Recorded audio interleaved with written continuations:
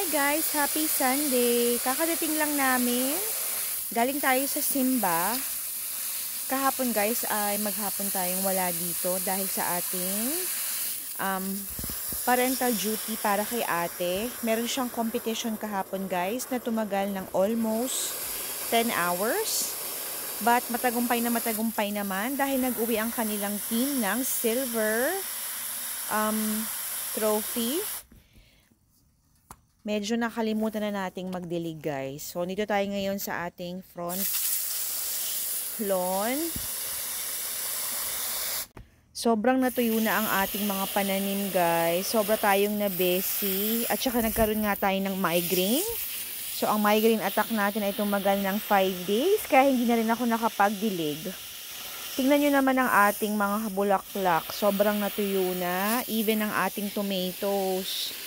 So, sabi ni Daddy, malapit na raw tong mamatay. Pero hindi pa naman masyado, guys. Kasi meron pang mga dahon na kulay green. Although, merong mga dilaw-dilaw na rin. Ito naman, guys, yung ating Carolina Reaper. Ay marami na ding mga nalalagas na dahon. So, tinignan ko yung weather. Aangat pa rin tayo ng 80 degrees this week. So, sabi ko kay Daddy, diligan ko lang. Tingnan natin kung masasalba pa natin ang ating mga tanim. Dahil nga sa ating kabisihan guys, tsaka hindi na rin maganda yung pakiramdam natin kapag tayo nga ay nagmamigraine attack. So napabayaan ko na. Pero meron tayong mga ready for harvest na ating patio tomatoes. Pagkatapos kong magdilig dito guys, diligan ko rin yung sa likuran. Tapos papasok na tayo sa loob ng bahay kasi magluluto na tayo ng ating pananghalian. So, si Bunso ay naiwan sa church dahil meron siyang catechism class. Si ate naman ay kasama na naming umuwi dahil tapos na siya guys. Nakapag-kumpil na si ate. So, hindi na niya kailangang umattend ng catechism class. Diligan ko lang to guys yung pati yung mga hanging basket natin. Diligan natin.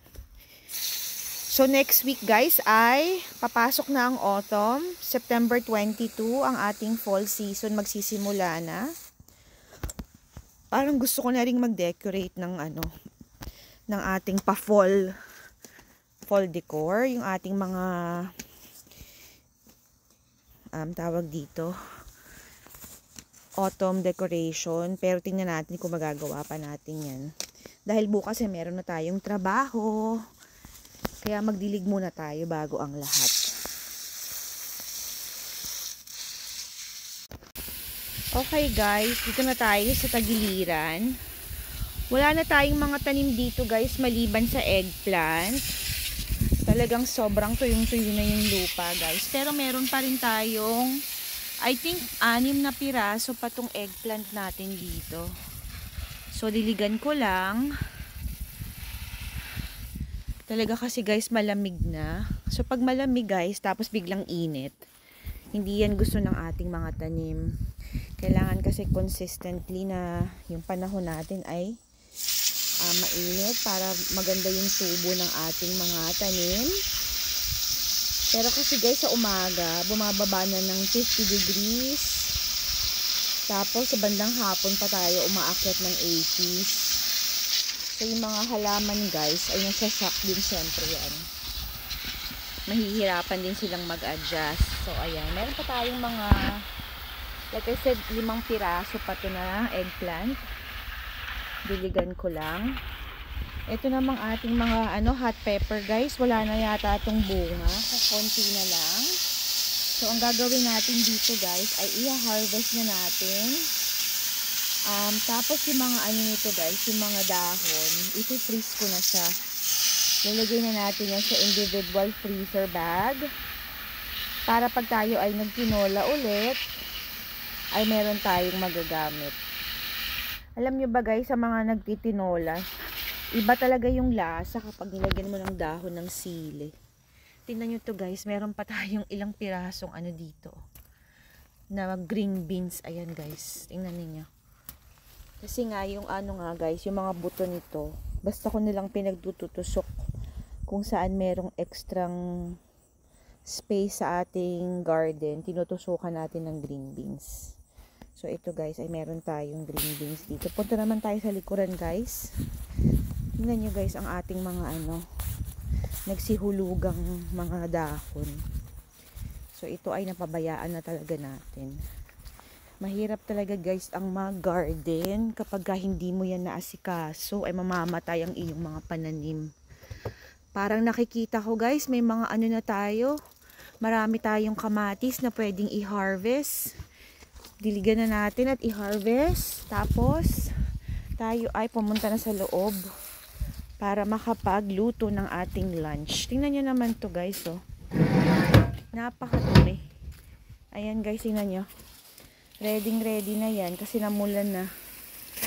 Sabi ni Daddy, na daw, talagang wag ko nang diligan, pero nang hinayang naman tayong pabayaan kasi nga marami pa rin tayong kamatis. Okay guys, tapos na tayong magdilig dito sa ating likuran. Gusto ko sanang magwalis guys kasi napakadumi. Kaso lang magluluto pa tayo at kailangan din nating magpahinga dahil bukas nga ay meron na tayong trabaho. Tingnan nyo yan guys, talagang nagsihulugan na ang mga dahon. Yan ang ating problema dito kasi marami tayong puno sa ating likuran. So tuwing taglagas guys, ito ang ating hinaharap na pagsubok. Pero laban lang. Labanan natin yan ng walis. So pagka guys, kapag hindi tayo medyo busy, ay balik na lang tayo dito para linisin to. Pero sa mga darating na araw guys, especially sa mga weekends na darating, marami pa rin tayong kaganapan dahil tuloy-tuloy ang tournament ng ating dalaga. Katulad kahapon guys, maghapon tayong nanood at nag-cheer kay ate. Pinanood natin ang kanilang game. So, imbis na makapaglinis tayo ng bahay guys, hindi na natin nagawa yan. So, ang paglilinis naman dito sa likuran guys ay kailangan tayong mag-alat ng isang araw para talagang malinis natin ito ng bonggang-bongga. So, itong mga to guys, dahil na yan, patapos na nga yan, tatanggalin na natin ang mga tanim na to sa mga paso. Para next year guys, sa spring, ay ready na yan na i-amend. Ito namang mga natuyong dahon ay wawalisin natin at ilalagay natin sa garbage bag. So, kailangan natin ng tulong ni Daddy. Hindi natin kayang tapusin to ng tayo lang. Matrabaho rin talaga to guys. Pero kunin ko na yung mga kamatis natin. Tapos punta na tayo sa loob ng bahay. Ito na guys, namumula na. Kaya kunin na natin. Tayo ay mag-harvest ngayong Sunday. Dagdag na naman to guys sa ating gulay collection. Di wow, siopaw. May gulay collection tayo. Kung yung iba ang kinokolekta ay bags and jewelries, tayo naman ay kamatis. Ayan. So, yung iba guys, green pa. Dahil aangat pa naman tayo ng 80 degrees, subukan natin, baka maging pa yan, pula pa yan. Pero dun guys, marami na tayong mga pula. Tingnan nyo tong sedum natin na mulaklak na oh. Ito ay bigay sa akin ng aking pasyente. Dito naman guys, marami tayong mga namumula-mulang. Ayan, tingnan nyo yan. Mga kamatis. Ayan guys, ang dami na nating red tomatoes dito.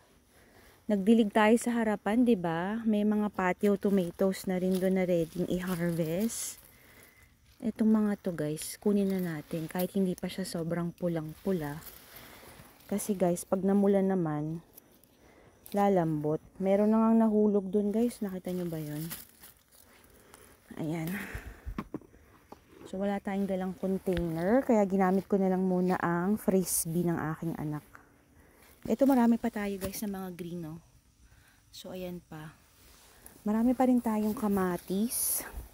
Yung natin guys, cucumber natin, obviously na yan, tapos na yan. Patay na siya. Sobrang natuyo na oh. Wala na tayong maka-harvest dito. Hindi ko na diniligan yan. Ito namang mga kalamansi natin, ipapasok na natin to sa loob, sa basement. Dahil taglamig na nga. Tingnan nyo to guys. May mga green tomatoes pa rin tayo dito na malalaki. Ito na guys. Punta na tayo sa tagiliran ng ating bahay. Wala na tayong maka-harvest dun kasi mga eggplants na nga dun eh. Yung mga eggplant pa ay hindi pa naman ready dahil maliit pa. So, teka lang, tinurn off ko na ba yung ating gripo? Make sure na naka-turn off yan. Ayan. Tara tayo sa loob guys. Kung pansinin nyo guys, naka-vest tayo. Dahil malamig na nga. Hindi ko pa naaliligpit yung ating hose sa harapan. I think pwede na din itong mga may mga eggplant na to. Ayan no. Malalaki na din. So meron tayong 1, 2, 3, 4, 5. Pero wala tayong gunting. Pasok ko muna tong kamatis natin. Okay guys, naligpit na natin yung ating hose. Kunin ko muna yung mga tomatoes dito sa harapan. Dahil pula na siya, kunin na natin. Ayan. So dito sa na to guys, sa paso, meron pa tayong 1, 2, 3, 4. 4 pa. Dito naman, marami pang green. 1, 2, 3, 4, 5, 6, 7, 8, 9, 10. 11 pa guys yung meron dito. Ito na ang ating harvest. Okay guys, pasok na tayo sa loob ng bahay. Hugasan na natin to at ilagay natin sa ating veggie bowl. Kunin ko na din yung isa natin dito guys sa deck, upper deck. Ayan. So meron tayong isang na-harvest sa upper deck. Ito naman guys yung ating siling labuyo. Marami pa rin siyang bunga at yan ay kulay pula na. So dito rin guys, napakakalat. Ayan na ang mga dahon. Masarap yung klima ng fall guys kasi katamtaman lang, hindi masyadong malamig. Yun yung masarap talaga yung pakiramdam na hindi ka sobrang lagkit na lagkit sa katawan. So kaso lang ayan nga ang problema guys, madumi. So itong mga to guys ay ibababa ko lang yan. Ibabagsak ko na lang yan sa ating lower deck. Kasi doon naman tayo maglilinis ng bonggang-bongga. Nandun yung ating dustpan at saka yung ating malaking garbage can. So yung mga dahon na nalalagas guys, dahil malapit na rin yung Halloween, pwede nating ilagay yan sa ating Halloween bag. Yung parang decoration, parang itsurang pumpkin guys. Ayan. Luhulog ko na lang to doon. Since yung ibaba naman talaga yung madumi. Doon na tayo magwawalis ng bongga. Mga ilang pa to guys, bago malagas lahat yan. Siguro mga 1 buwan pa tayong matotoxic maglinis. Ito naman guys yung ating pinagtaniman ng bichuelas. Ayan, nakasiloy na, nakasibol na ang ating mga pechay. Nagtanim ako dito guys ng lettuce. Sige naman lahat naging matagumpay. Kaya sorry na lang tayo. Hindi na tayo masyadong mag-e-effort na magpunla ulit. Kasi guys, malapit na talaga ang volleyball season din ni ate. Tapos yung mga tournaments nun ay 3 days, 2 days sometimes, all day yon. So hindi na natin maaasikaso yan. Kaya for now, kung ano na lang muna yung tumubo, yun na lang ang ating pagtutuunan ng pansin. Gusto ko lang tong walisin dahil madumi. Kahit na nasa labas ng bahay guys, pag nakikita nating madumi yan, parang hindi tayo masaya. Ayan. Etong ating trio planter guys na mayroong hibiscus, mandevilla, and birds of paradise, ipapasok natin sa loob ng bahay. Pati na ang ating napakagandang elephant ears. Ayan guys, bakit kaya ito naging kulay dilaw? Ang portulaca naman guys, hindi ito mabubuhay sa loob ng bahay. So ito guys ay mawawala, mamamatay ito ngayong papalapit na winter and fall. Tapos tingnan nyo guys, pakita ko sa inyo ang ating pinya.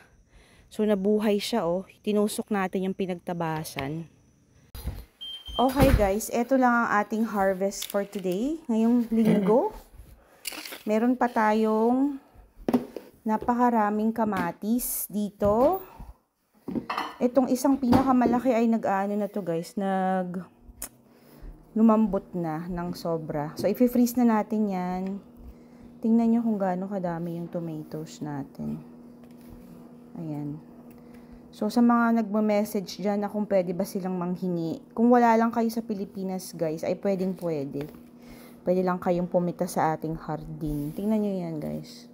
Wala sa Pilipinas, kung nasa China sila, hindi pa rin pwede. O kung nasa China daw sila, di hindi rin pwede. Piloso po talaga tong si Daddy. Bumili din ako, guys, ng 2 mangga kasi pwede pa tayong gumawa ng mango salsa.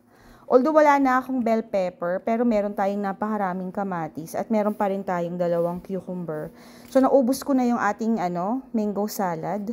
Gagawa tayo ulit ngayon para meron tayong mapapak bukas at mamaya. Ito naman guys ay malambot na. Ay hihiwain na lang natin to ng maliliit at ilalagay natin sa freezer bag para magamit nating panggisa. Yun lang muna for today's short harvest series. Initin na din natin ang ating black coffee dahil hindi natin natapos. Thank you so much sa lahat ng mga nanonood ng ating long form at reels. Ininit na ni tatay ang ating coffee. Happy Sunday to all. Time check 10:20 ng umaga. Remember, family time is the best time and every kissing and harvest with your family is always a blessing. God bless everyone. Bye!